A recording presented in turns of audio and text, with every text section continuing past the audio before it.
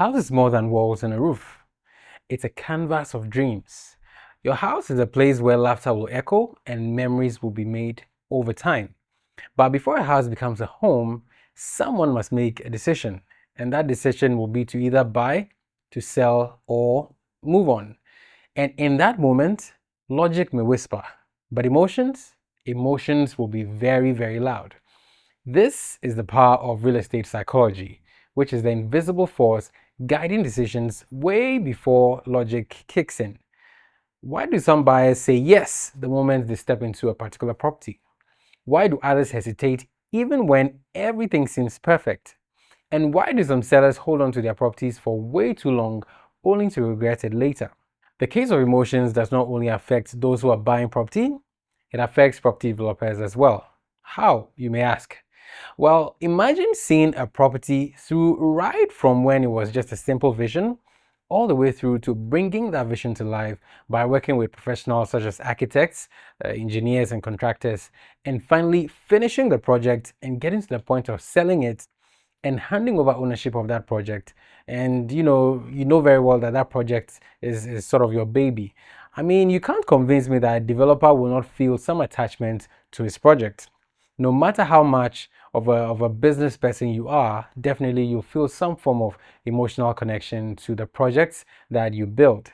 So today, we're peeling back the layers and diving into the unseen forces that shape real estate. That is the psychology behind buying and selling in real estate. How do marketing, home staging, and pricing tactics tap into human emotions? And most importantly, how can you use this knowledge to make smarter decisions in real estate? Let's break it down. I guess you've seen it before, and maybe it has happened to you, where let's say a buyer walks into a home and something just clicks. They stop analyzing and they start feeling. Their eyes light up and their tone changes. And they start picturing Saturday mornings in the kitchen and sometimes even movie nights in the living room. And they no longer are looking at just the property for what it is, they are now experiencing a future right there and there in that space. That feeling, that is what sells a house. And this isn't some sort of speculation because research backs it and shows that over 80% of home buying decisions are very, very emotional. And they are emotional before they are rational. So when someone says that they have to think through the home buying decision and all that, the logical aspect of that thinking is just 20%, and the rest of it is actually emotional thinking. Buyers may compare prices and location, but in the end, they will choose the house that feels very right to them. Now, even those who say they're just looking for a good deal are actually guided by subconscious emotions like security, prestige, or even the simple joy of owning a property. Think about it. Why do beachfront properties sell for millions when they offer nothing more than probably just a view? Why do people pay extra for high ceilings even when they know very well that they don't need all that space in the living area or wherever that high ceiling is? Why do some homes attract multiple offers while other properties that may be technically better sit unsold on the market for so long? The reason is because buying a home is not just a financial decision, it's an emotional one as well. And this is why first impressions matter. Some buyers are drawn to homes that remind them of their childhood and bringing back all the memories and the nostalgia, while others may buy houses that reflect the fact that maybe they've made it, shows that they're successful and all that. A buyer may walk into a property with a checklist, but then that checklist will go out of the window if the house makes them feel something really good. And this is why first impressions matter, as I said, and this underscores why staging a property is a game changer. So let's talk about the magic of staging a property. Basically, staging a property means taking an empty house and furnishing it as if you're about to move in. So let's do a quick thought experiment. Imagine two identical houses with the same layout, same features, same price. Everything is about the same. House A is empty, just bare walls and completely empty, almost lifeless. House B is staged to perfection. Now, the living room for house B has a plush sofa, the lighting is soft with a very warm ambience, and the dining table is set, and there's a vase in the middle of it with some fresh flowers and all that. And there's this subtle vanilla scent lingering in the air. I bet you're imagining what this place must feel like already. In your opinion, which house will sell faster? House A or House B? Well, your guess is as right as mine. House B, every single time. Why? Well, simply because people don't just buy properties. Beyond the structure, people are actually buying the feeling of home. So staging a house is not simply just about the decorations you put in there. Staging a house is actually psychological persuasion. It helps buyers picture their future in the property. Now, when you enter an empty house, it's very easy to assume that the rooms are small, especially the bedrooms. You may wonder where the couch will go or if the space will be suitable for you and so on. But once that property is staged, the spaces feel bigger, brighter, inviting, and actually livable. And the goal of staging a house is just to make you feel like, I really love it here. So you see, it's not all about having enough money to buy a house. You need some feelings in there. So emotions close deals. This is very underrated, but then this is actually the core of buying and selling real estate. Now, coming down to the art of selling houses, marketing real estate is not just about showing houses and, show one house, show another house, compare the features and all that. It's about shaping the desires of prospective home buyers. Have you ever noticed how luxury home listings never just describe the property? Instead of listing all the features of the property, they tell the story. And instead of simply saying, this is a 3-bedroom house with a balcony, they'll say something like this. Wake up to the breathtaking sunrise views from your private balcony, sip your morning coffee in peace, and unwind in a space designed for your comfort and elegance. See the difference?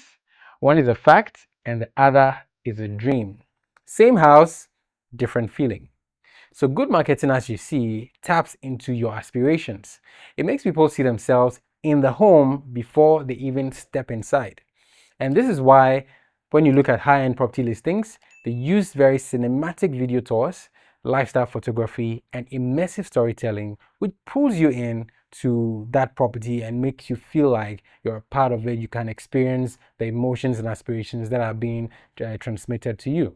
The same home presented differently will attract a completely different level of interest in that property. Now, taking a side step, in a bid to appeal to many people, I see a case where a lot of real estate sales and marketing people tagging just about any nice or beautiful house as a luxurious house.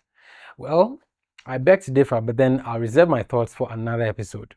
Moving on, here's a little secret you need to know. Property pricing is not just about numbers, it's also about psychology. If a home is too expensive, you will hesitate to make an offer on it, and you may even not consider buying it in the first place. But then if the price is also too low, you may assume that maybe either something is not right with the property or there's an issue with the property. There's just something that doesn't add up when the price is too low. Now, there's a reason why a price like 99.99 Ghana cedis feels cheaper than 100 Ghana cedis. Even though the difference is just very, very tiny, you still feel like the earlier price is actually cheaper than the latter price. Our brains love the first number because it feels like we're getting a good deal.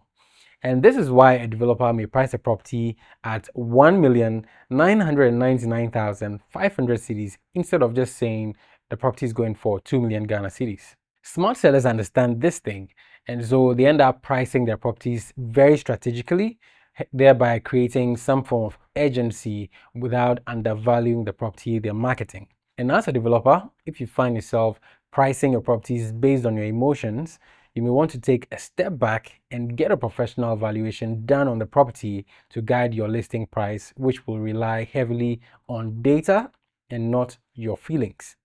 More on the psychology of pricing, a developer may price a property high and drop the price later, and this may make buyers feel like they're getting a good deal even if the final price is actually the real target price all along. Other developers and marketers may also present a property as the only unit left or maybe just a few units left to drive up the urgency of what is on offer. And this makes people rush their decisions to buy the property because of the fear of missing out.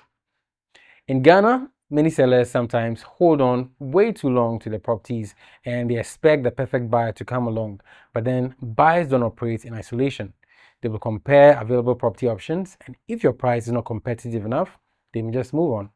As a buyer, understanding the psychology behind real estate pricing will help you to spot good deals and also negotiate better. Sometimes there are cases where sellers struggle to let go of their properties. And we need to understand that selling a home is not just about money all the time. For some, it's about letting go of a piece of their life. And earlier I mentioned that property sellers are not immune to the issue of emotions. Some sellers often make the mistake of pricing their properties based on the sentiments instead of the market rate. Now, they may think that I built this house in my own hands and it must be worth more than just what the market is dictating. Or I raised my kids here, I raised my family in this house, so it must be a priceless house. Well, that emotional attachment can make sellers overvalue their home or probably hold out on the property for an unrealistic price. And I've seen this play out many times where property owners expect way more than the property's actual value. I'm sorry to burst this bubble, but then buyers don't care about what you spent on the property. They only care about the market value of the property and what that house is worth to them. At its core, real estate is not just about buildings, it's about people. Whether you're a buyer, whether you're a seller, an agent, or an investor, we're all making decisions driven by unseen factors. Understanding the psychology of real estate gives you an advantage, whether you're buying a home or whether you're selling one or whether you're simply just trying to understand the market better. Understand that buyers don't just buy houses, they buy feelings. And as a marketer, you must understand that marketing is not just about facts. It's also about telling relatable stories about that property. So don't just sell buildings, sell feelings. And as a buyer, you need to learn to trust your emotions. But then don't let those emotions blind you to seeing the reality of what is in front of you. As a seller, you need to be very careful to detach yourself from your sentiments about the property and also focus on practical strategies to sell that property. You need to understand that pricing is not just about the numbers, it's also about the perception you create about the property. Master these insights and psychological elements, and you will master real estate. Whether you're buying, whether you're selling or investing, understanding the mind behind the transaction gives you an edge. That's it for today. If you found this episode valuable, do well to share it with someone who needs it, and do well to subscribe to the channel as well to be updated with everything we share right here on Ghana Ground Up. And if you've ever experienced the emotional pull of a home, let us know what you felt. Let us know in the comments. How did you feel like, and what made the difference for you? We'd love to hear a story. I'm Desmond Kafui, and this is Ghana Ground Up. I'll catch you in the next episode.